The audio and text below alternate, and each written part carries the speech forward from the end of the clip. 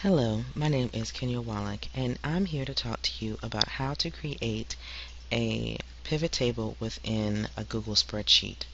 So the first thing that you need to do is to open up a Google spreadsheet.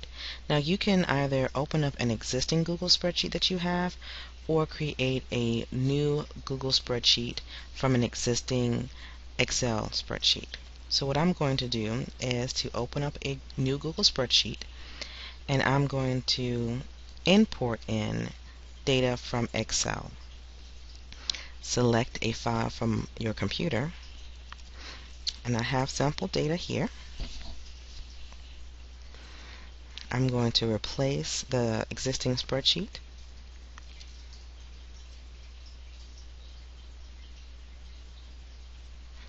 And as you can see, the data has been imported in, and you see the tab here labeled Math. The data that has been imported in is student last name, first name, middle initial, a unique identifier called the student test identification number. We have a test source code because some students took the test online and some students took the test paper pencil. We have our test name here that indicate a grade level associated with it. So we have grade 8 math and algebra 1 and so forth. We have our test scaled score. The test scale score is from a range from 0 to 600. We have a pass rate that has been added, and that just gives you a 0, 1, 0 for pass, a 0 for fail, a 1 for pass. We have our student growth percentiles listed here for this test, and we have student growth percentile level, either a high, moderate, low, or blank for no growth. We have high, moderate, and low, no growth listed here again with ones and false. And we have our group name, which is our teacher name. So this is the data that I've imported into my Google spreadsheet. Now I'm going to take this data and try to analyze it or arrange it in such a way that makes it easier for me to be able to draw conclusions from it, or to be able just to see it in a different, more user-friendly format. And I do that by using a pivot table. So to have a pivot table in Google spreadsheet, I go to Data, move down to Pivot Table Report, and now I have my work area, which is this area right here. Also, please make note that your original data is still here in tab that's listed here as Math, and what has happened is that when you click the Pivot Table Report, it creates a new tab here called Pivot Table 1. Now to create the data within your workspace here, what we have to do is to define our rows, our columns, our values, and whether or not we want to filter or not. What I do when I'm looking at large pieces of data like I have here, I like to have it filtered, or like to have the option of filtering by test name, because I'm going to be looking at my data in relationship to the test that the students have taken.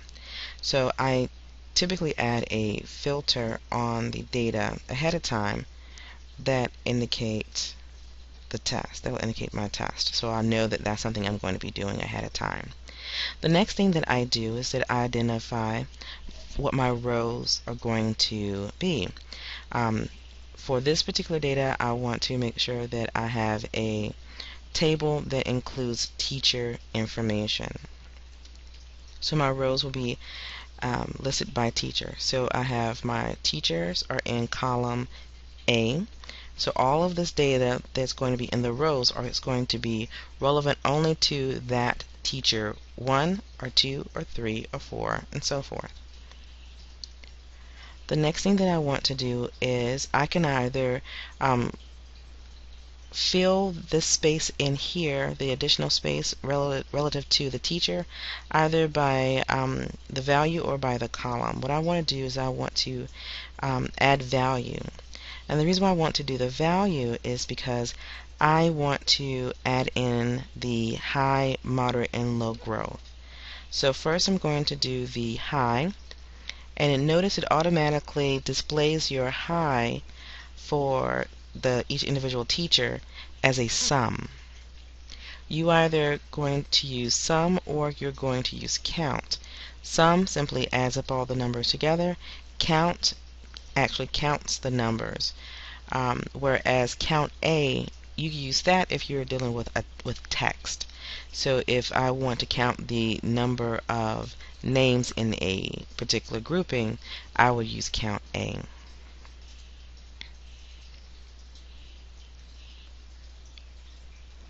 I want to also add a value called moderate.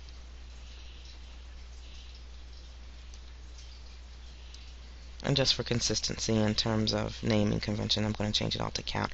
This doesn't matter for the one that I'm using here, because the numbers are zeros and ones anyway. I'm going to do low and no growth.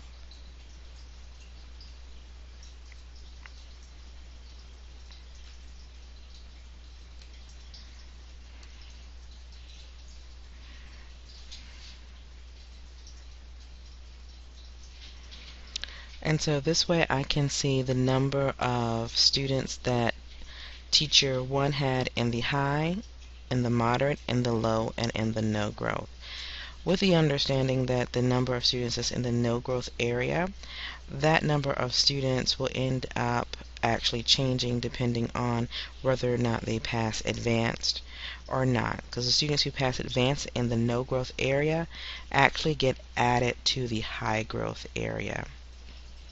So now I have created a pivot table.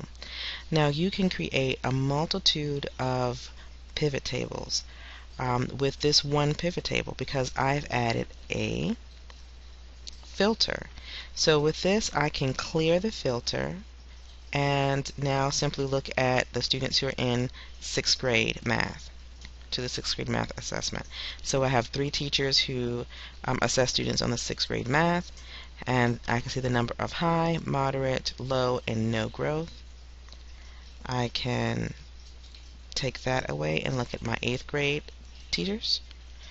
And so you have a variety of different tables that can be created just from this one. If you have any questions about how to create a pivot table within Google Spreadsheet, please feel free to get in contact with me. Have a great day.